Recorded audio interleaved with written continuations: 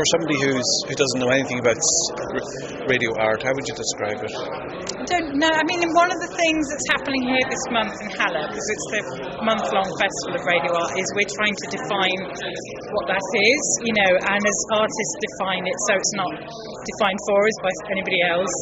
For me, it's very closely linked to what community radio is, and that fundamental question of open access and personal sort of creativity and freedom that you find in community radio. So I suppose radio art, it's just a really great example of that, where people can explore and experiment. They might not be thinking, I've got to get as many listeners as possible. They might be thinking of, what can they do with the medium instead? How can they play with that? So community radio is a really appropriate home for radio art.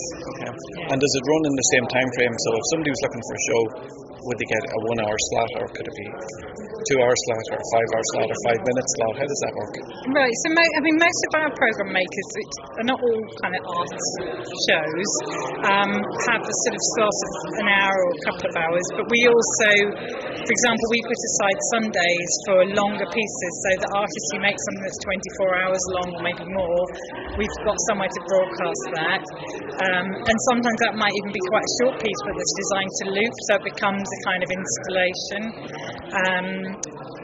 And then obviously if people are submitting short things, those will go into a programme that's there to showcase stuff like that. Yeah. Right. And you've been here for a couple of weeks over in Halle, going to some of the exhibitions.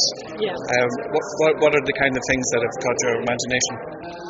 Well, I think above all it's the sort of sense of community that's going on here, the community of artists who've come together and of core acts who've initiated the festival.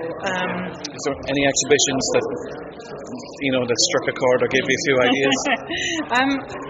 Yeah, I think I'm still processing that anyway, because there's so much, it's so rich that it takes some time to kind of really understand fully. I think it might be some years before I look back and go, well, that one changed my life. And there's amazing things happening just on the radio. So the Revolting Festival has an FM frequency and a medium wave frequency as well as online. So there's some great stuff just to tune into that's happening in the studio as well as the more exhibition-based stuff. Yeah.